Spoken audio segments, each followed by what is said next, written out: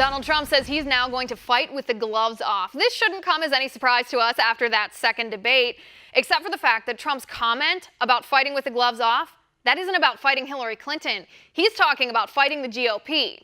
This is real life, guys. This is what's happening in our country.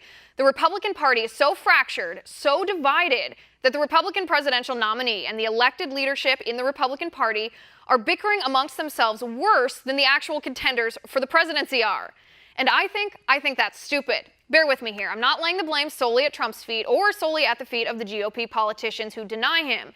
It's a collective mistake because as a party, we've taken our eyes off the prize. We've forgotten this is a critical time for our nation, and inter-party squabbles are so much less important than, say, Hillary Clinton telling Wall Street she dreams of open trade and open borders, or admitting she's dependent on Wall Street money, or rigging the Democratic primary against Bernie Sanders, or colluding with the DOJ over the investigation into her email scandal. All this corruption was revealed this week by WikiLeaks, and the GOP is missing a huge opportunity to capitalize on it. Take a look. It appears that Hillary Clinton's campaign coordinated with the Justice Department while it was investigating the emails on her secret home server. I'm Brian Fallon, press secretary for Hillary for America. And before Fallon worked on Clinton's campaign, he was the top spokesman at the Justice Department.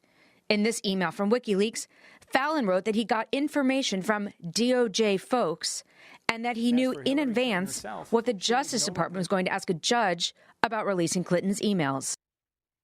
Joining me now is Senior Vice President of Madison Strategies, Travis Korson. Travis, hi, how are you? Good, how are you, Liz? I'm doing well, thanks for asking. Travis, this is frustrating for me. This is frustrating because I think this is what the problem with our party, this inter-party squabbling that we see. First is Paul Ryan, then it's Trump, then it's back again. This is why this election, after 8 years of Barack Obama and his failed policies, which I think no matter what faction of the Republican Party you choose to be part of, this is why we all agree, I should say, that it's failed policies. This is why after 8 years, this election is so close. Where's the party unity here?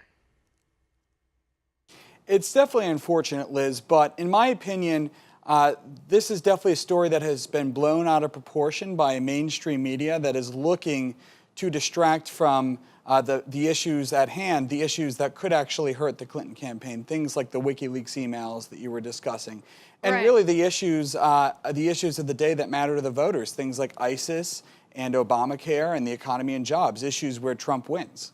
Right, I got to push back just a little bit on that and say this isn't just a narrative coming from the media outlets, though. This tweet about the shackles being off, that was from Trump directly.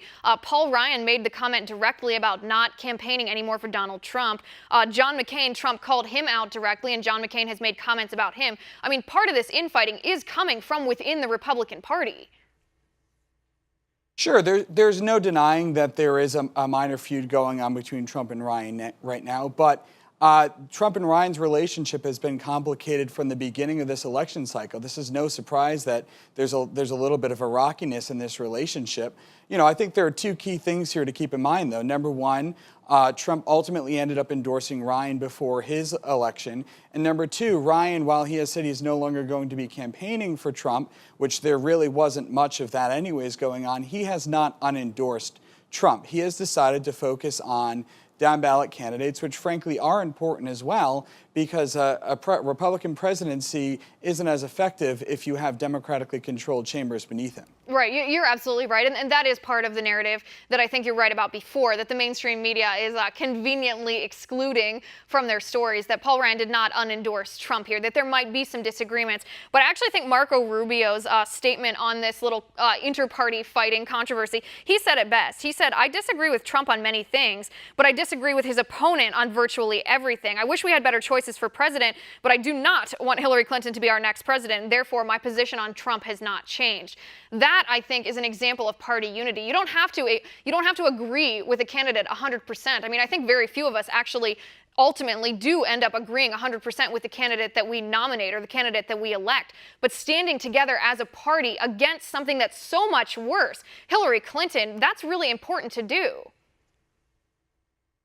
Exactly, and some of this is a question of personality. If you look down the line on issues that matter to Republicans and conservatives, Trump is there on almost every issue, from things such as life to the Second Amendment.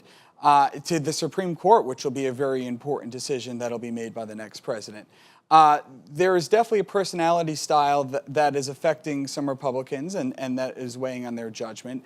But on the issues itself, he's there where a lot of Republicans want to be. Right, and I do agree with you on that. I just get frustrated when both factions of this Republican Party, whether you're talking about Paul Ryan, whether you're talking about Donald Trump, when they have all this ammunition, and let me read a short list here of the things that that's been revealed to us this week from these WikiLeaks emails. We heard first about Hillary Clinton's public versus private position on issues, that she takes different stances depending on who she's talking about, which is just hypocritical. We hear her say that she's dependent on Wall Street bankers, dependent on big money to fund her campaigns, which means obviously that she's beholden to them. We hear her say she's far removed from middle-class struggles, the very people she's trying to appeal to right now to get our vote. We hear that she hates the phrase everyday Americans. We hear that she wants open trade and open borders. We hear that she knew that Saudi Arabia was funding ISIS while at the same time accepting $25 million. I mean, this is the kind of ammunition you couldn't create if you wanted to. This is unbelievable that these are not the headlines.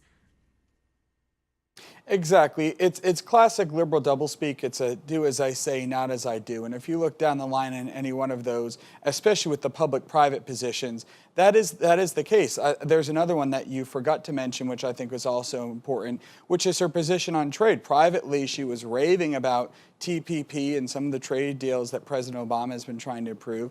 But as soon as she faced any sort of pushback from within her party, and as soon as Bernie Sanders mounted a credible challenge against her, she changed her position on TPP on a dime. And that just goes to show that Secretary Clinton has proven that she will do whatever it takes to get elected. Right, you're absolutely right. And I have a list of about 20 other things, too. The stuff that I mentioned, the stuff that you mentioned, didn't even include her insults towards voters. You know, we heard her talk about the basket of deplorables here, but she also has called, and this is privately, of course, she's called Bernie Sanders supporters a bucket of losers.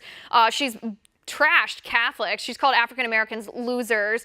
She says ignorant voters are the key to her win. I mean, you can't make up these insults. Like I said before, they're the ammunition that every single Republican, no matter where on the spectrum of conservatism you fall, every single Republican should be focusing on this, because on that, regardless of our other disagreements, on this we all agree. And that's the only way I think that we're going to pull together as a party and win this election if we do that. Travis, unfortunately, we are out of time, but thank you so much for being here. All right, guys, you know the drill. Talk to me. Tweet Liz_Wheeler. I do read all your tweets, and we'll meet you back here in just a minute.